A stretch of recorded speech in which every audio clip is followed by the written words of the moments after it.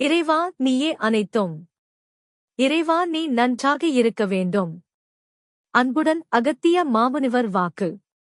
சித்தன் அருள் 1891 கபில்வத்தை கபில வனம் வாக்கு.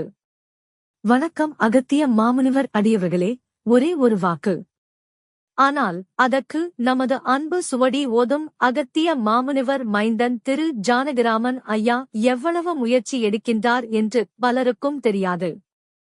நம் குருநாதர் இப்படிப்பட்ட இடங்களுக்கு பாதுகாப்புடன் அழைத்துச் சென்று கர்மமே இல்லாத புண்ணியங்கள் மட்டுமே நிரம்பி வழியும் வாக்குகளை நமக்கு, நமது வருங்கால பரம்பரைக்காக, இவ்வுலகம் புண்ணியங்களால் நிரம்பி வழிய, சித்தன் அருள் வலைதளத்தில் அன்புடன் அகத்தியர் என்ற தலைப்பில் அதன் மூலம் புண்ணிய வாக்குகள் உரைத்து வருகின்றார்கள். பல கஷ்டங்கள், துயர்கள் பட்டால்தான் உலகிற்கு நன்மை செய்ய இயலும். அடியவர்கள் அனைவரும் இக்கஷ்டங்களை புரிந்து கொள்ள இந்த பதிவு. நமது அன்பு சுவடி ஓதும் அகத்திய மாமுனிவர் மைந்தன் திரு ஜானகிராமன் ஐயா அவர்களின் ஒரு கடினமான பயணம் அடியவர்கள் பார்வைக்கு. ஏப்ரல் 12, 2025 சித்ரா பௌர்ணமி அன்று குருநாதர் அகத்தியர் பெருமான் உரைத்த பொதுவாக்கு. வாக்குரைத்த ஸ்தலம் கபில்வத்தை கபில வனம் மகாசித்தர்கள் வனம் யாழ சரணாலயம், மொனராகலை மாவட்டம் ஸ்ரீலங்கா. வணக்கம் அகத்தியர் அடியவர்களே. 12 காட்டாறுகள் கடந்து 32 கிலோமீட்டர் அடர்ந்த வனம் உள்ளே சாலைகள் இல்லாத கடும் காடுகளுக்கு உள்ளே பிரத்தியோக ஜீப்புகள் மற்றும் டிராக்டர்கள் உதவியுடன் மட்டும்தான் இந்த இடத்திற்கு செல்ல முடியும். கடும் மன உறுதியும் உடல் வலிமையும் பக்தியும் விரதமும் இருந்தால் மட்டுமே இங்கு செல்ல முடியும். முருகன் மற்றும் நவ்கோடி சித்தர்கள் தவம் இருக்கும் இடம் இது. இங்கு அகத்திய மைந்தன் திரு ஜானகிராமன் ஐயாவை குருநாதர் அகத்திய பெருமான் இவ்வுலகம் நன்மையுற புனித பயணம் செய்வித்து வாக்குகள் நல்கினார். இந்த புனித ஸ்தலம் பற்றிய தகவல்கள்.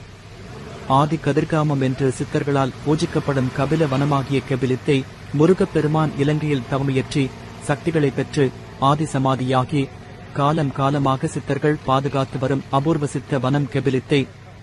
கெபிலித்தை என்று அழைக்கப்படும் கெபிலித்தை மகா சித்தர்கள் வனம். யாழ சரணாலயம், மொனராகலை மாவட்டம், இலங்கை. Kabilitha Dheena Murugan temple, யாலா போரெஸ்ட், Monaragala district, Sri Lanka.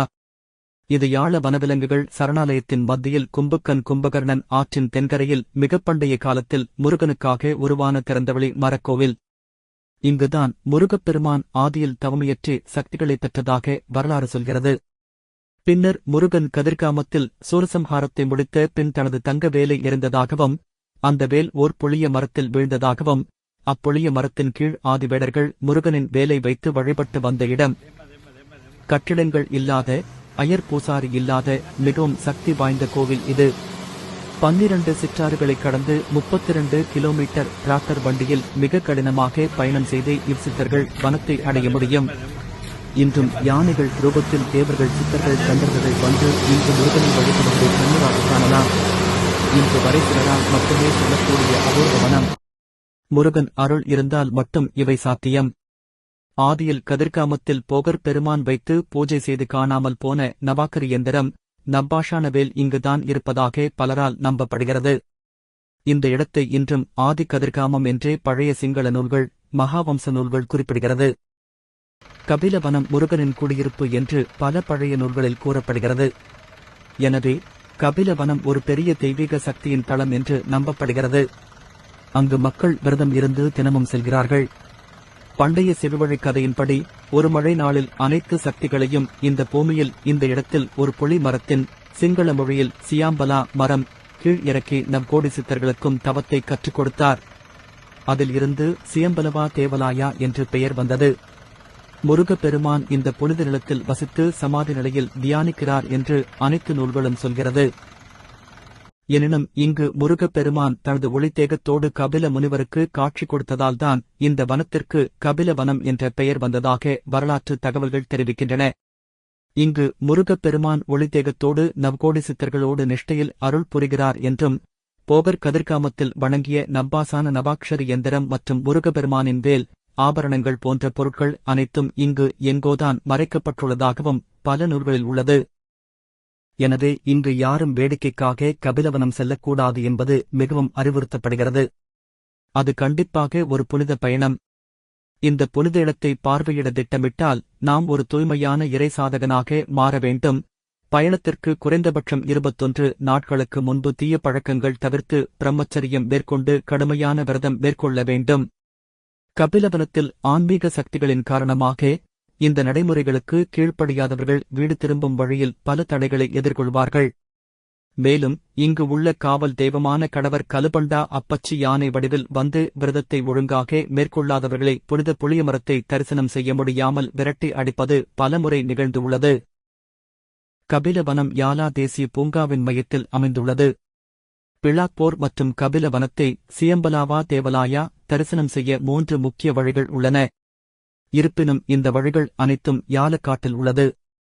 எனவே இது யாருக்கும் எளிதான சவாரி அல்ல.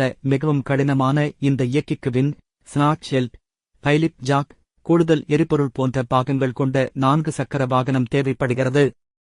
ஆனால் 4 சக்கர இயக்கி மற்றும் இயந்திர திறன் கொண்ட அனுபவமிக்க இயக்கி தேவை. நீங்கள் ஒரு காட்டின் நடுவில் இருப்பதால் தங்குவதற்கு ஓய்வு இடங்கள் இருக்காது.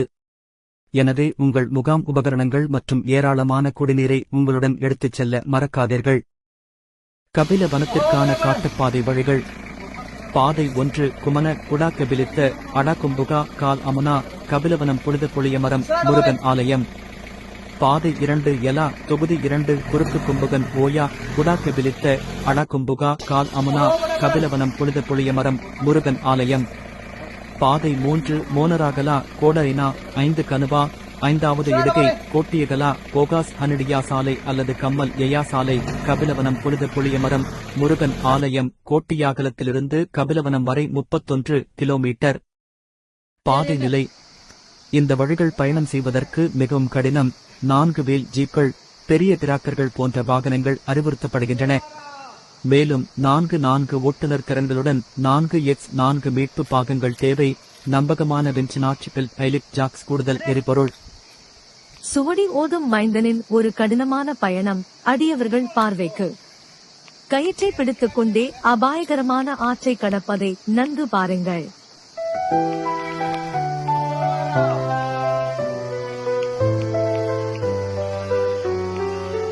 குருவே சரணம் குருவே சரணம் இணையாட்கொண்ட மாமுனியே சரணம். கருவே வினை கருவே பிணை மறுபிறவி அறுக்கும் மாமருந்தே சரணம். இடதலை பிங்களை இடையே நடமிடும் சிவமைந்தனே சரணம்.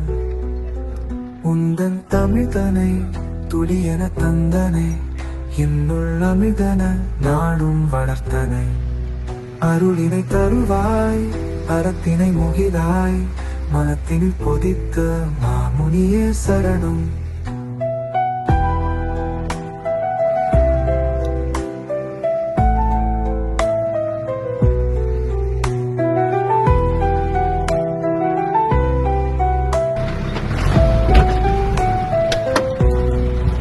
கோபக்கடலினை குளிர செய்த பாவச் சுமையை அஞ்சன குறைத்தனை.